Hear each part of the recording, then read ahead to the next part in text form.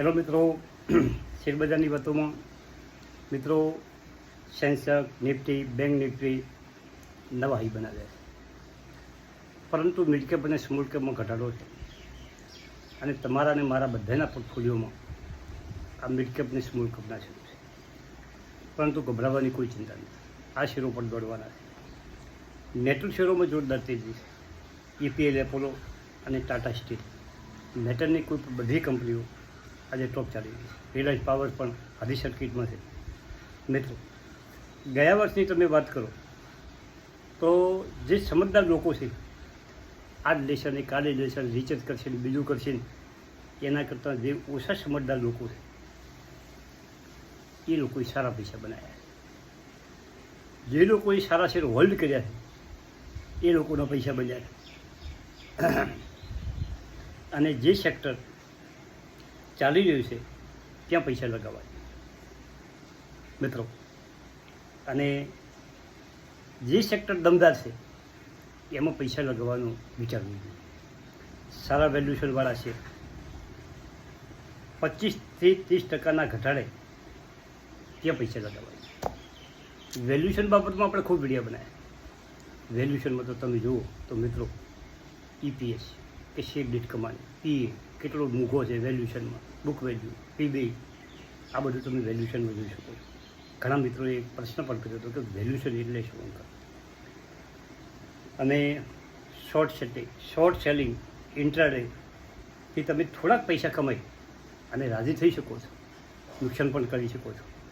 પરંતુ પૈસા બનાવવા છે અને પૈસા કમાવા છે તો ઇન્વેસ્ટમેન્ટ કરવું પડશે, રોકાણ કરવું પડશે, સારા શેરો લઈ અને હોલ્ડ કરવા પડશે. હવે PC જ્વેલર્સ 161 ઉપર ચાલે છે મિત્રો.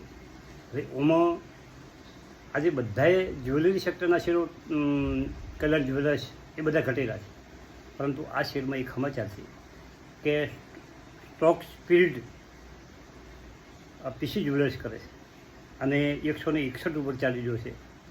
172 એ હાઈ બનાવી શકે અને નેસામાં તમારે 141નો સ્ટોપ લોક કરાવે છે. અને આ શેર તમે લઈ શકો છો. હવે સ્પિરિટ બાબતની કોઈ જનરલ માહિતી કે ભાઈ 5 રાખશે, ફેસ વેલ્યુ અત્યારે 10 રૂપિયા છે, 5 રાખશે કે 2 રાખશે કે 1 રાખશે. તો 1 રાખે તો 1 શેરના 10 સેટ હોય, 2 રાખે તો 1 શેરના 5 સેટ હોય, અને ફેસ વેલ્યુ 5 રાખે તો 1 શેરના 2 સેટ. આ રીતના સમાચાર છે. હવે કંપનીનો ફંડામેન્ટ જોઈ અને PC જ્વેલર્સ વિશે આપણે કાલે એક વિડીયો ફર્સ્ટ ક્લાસ બનાવશું. અને IPOમાં જે છેલ્લું IPO છે એ દમદાર IPO છે. KRN એ પણ તમે ભરી શકો છો મિત્રો. એમાં તમને જો લાગી જાય, ખૂબ ઘણા ભરાવાનું છે, ચિંતા છોડો. આપણે આપણું કામ કરવાનું, આપણે ભરવાનું. IPO લાગે તો બરાબર છે, ના લાગે તો આપણા પૈસા છે જતા રહેવાના છે, આપણને ત્રીજે દેવાના પૈસા પાછા મળવાના. પરંતુ જો આપણા કિસ્મતમાં હોય ને આપણને IPO લાગી જાય તો આપણા પૈસા ડબલ થઈ શકે છે મિત્રો. હવે ખાસ વાત એ કરવાની છે કે ઘણા મિત્રોની કોમેન્ટ છે કે બધા શેરો વધે છે, મિડ કેપના વધે છે, ભાઈ નિફ્ટીના વધે છે, બેંક નિફ્ટી વધે છે, અને મિડ કેપ અને સ્મોલ કેપમાં ઘટાડો કેમ મિત્રો. મિડ કેપ અને સ્મોલ કેપના શેરો એ નાની કંપનીઓ હોય છે અને એમાં અત્યારે ઘટાડોનો ટ્રેન્ડ છે. અને એ બધા તો વાત નહીં લાગે. માર્ચ મહિનામાં 13, 11, 12, 13, 14 5 દિવસ સતત મિડ કેપ અને સ્મોલ કેપ એટલું ઘટ્યું હતું અને તળિયાથી એટલું ઉપડ્યું કે એની કોઈ લિમિટ નથી. આ એનું પુનરાવર્તન થઈ શકે. ઘટાડાએ કોઈ શેર છોડી દેતા નહીં. જો ફંડામેન્ટ સારા હોય તો છોડવાની જરૂર નથી, ગભરાવાની જરૂર નથી. હોલ્ડ કરો, સારી કંપનીઓના શેર હોલ્ડ કરો અને સારી કંપનીઓના શેર લેતા રહો. થોડા ક્વોન્ટિટીમાં લેતા રહો. અને આ શોર્ટ સેલિંગની ઇન્ટ્રાડેમાં આપણે લોબું પડવાનું નથી. હા, કોઈ શેર ધારો કે મહિનાથી પડ્યો હોય અને 20-25% પ્રોફિટ મળતો હોય તો ઈચ્છા થાય તો પ્રોફિટ બુકિંગ કરી લેવાનું, ગભરાવાનું નહીં. પણ એ શેરની નોંધ કરી રાખવાની. ભાઈ પાછો નીચે આવે તો એમાં એન્ટર થઈ જવાનું. જ્વેલરી સ્ટોક ગજબ ચાલ્યા છે અને કલ્યાણ જ્વેલર્સ ઘટે છે. જો 700 નીચે જાય તો 2% દરરોજના લેવાનું ચાલુ રાખો. એ શેર તમારા પોર્ટફોલિયોમાં હોવો જોઈએ. એનું કારણ કે એ શેર પોતો બોનસ આપશે, પોતો સ્પ્લિટ કરશે. અને જો ટાઇટનના ગોળજોઈ કરે તો તમારા શેર ડબલ 10 ગણા શેર થઈ જાય. અને નીચેથી કંપની દોડવાની છે.